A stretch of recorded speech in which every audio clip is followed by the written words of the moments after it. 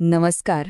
आज आपण एका अशा डिजिटल फसवणुकीबद्दल बोलणार आहोत जी इतकी हुशारीने बनवली आहे की ती पाहून कोणालाही धक्का बसेल. यात लोकांना घाबरवण्यासाठी दृश्यांचा जबरदस्त वापर केला जातो. जरा विचार करा, तुम्ही निवांतपणे फोन वापरताय आणि अचानक तुमच्या स्क्रीनवर असं काहीतरी दिसलं तर एकदम काळजात धस्स होईल नाही का? आता हे दृश्य बघा. एक प्रचंड घाबरलेला चेहरा, समोरून चक्क एका पोलीस अधिकाऱ्याचा व्हिडिओ कॉल येतोय आणि वरती ते सतत चमकणारे लाल रंगाचे अलर्ट सिम्बॉल्स. सगळं इतकं खरं वाटतं की क्षणभरासाठी कुणाचाही गोंधळ उडेल.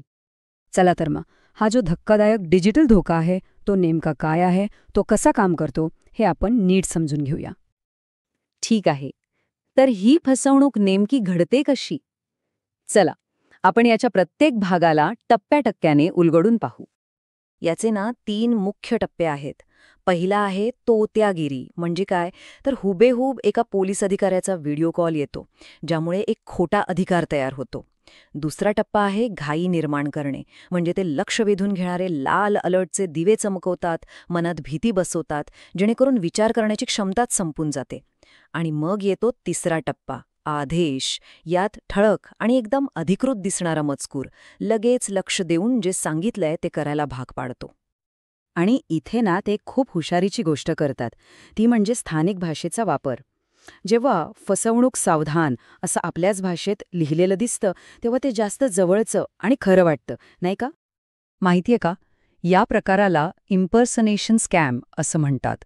म्हणजे सोप्या भाषेत सांगायचं झालं तर कोणीतरी पोलीस किंवा बँकेचा अधिकारी असल्याचं नाटक करतं आणि पैसे किंवा महत्वाची माहिती चोरण्याचा प्रयत्न करतं. पण प्रश्न हा आहे की लोक अशा गोष्टींना इतक्या सहजबळी का पडतात? ह्याच्या मागे एक मोठं मानसशास्त्र आहे. चला तेच पाहूया. हे जे घोटाळेबाज आहेत ते आपल्या काही भावनांचा अगदी अचूक फायदा उचलतात. जसं की आपल्या मनात पोलिसांबद्दल जो आदर असतो त्याचा ते वापर करतात. मग अटक होण्याची भीती घालतात आणि सगळ्यात महत्त्वाचं म्हणजे विचार करायला जराही वेळ न देता लगेच काहीतरी करायला भाग पाडतात. या सगळ्या दबावामुळे काय होतं तर गोंधळ उडतो आणि माणूस चुकीचा निर्णय घेऊन बसतो. तर मग ह्या सगळ्यापासून स्वतःला वाचवायचं कसं? चांगली गोष्ट ही आहे की हे अगदी शक्य आहे. काही सोपे उपाय आहेत जे प्रत्येकाला सुरक्षित ठेवू शकतात. एक गोष्ट मात्र कायम लक्षात ठेवायला हवी, कोणतेही खरे अधिकारी, मग ते पोलीस असोत किंवा इतर कोणी, ते कधीही अचानक व्हिडिओ कॉल करून पैसे किंवा वैयक्तिक माहिती मागणार नाहीत. कधीच नाही. हा एक साधा नियम खूप महत्वाचा आहे आणि तो आपल्याला वाचवू शकतो.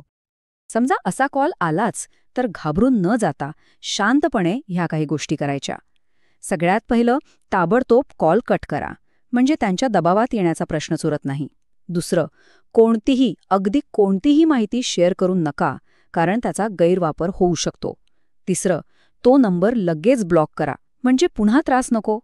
आणि हो, सगळ्यात महत्त्वाचं, जवळच्या पोलीस स्टेशनमध्ये किंवा सायबर सेलला याची तक्रार नक्की करा, जेणेकरून ते इतरांनाही वाचवू शकतील. आता हा तर झाला फक्त एका प्रकारचा घोटाळा, पण आपल्याला हे लक्षात घ्यायला हवं की फसवणूक करणारे लोक दिवसेंदिवस जास्त हुशार होत चाललेत. मग आता पुढचा धोका काय असू शकतो?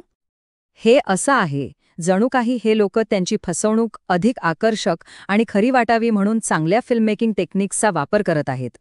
जबरदस्त डिझाईन आणि आकर्षक रंगांचा वापर करून ते खोट्या गोष्टीला अगदी खरं भासवतात. तर मग जाता जाता एक महत्त्वाचा प्रश्न उरतो. जसं जसं तंत्रज्ञान आणि हे घोटाळे अधिक प्रगत होत आहेत, तसं आपण त्यांच्या एक पाऊल पुढे राहण्यासाठी स्वतःला कसं तयार ठेवणार, यावर विचार करणं खरंच खूप गरजेचं आहे.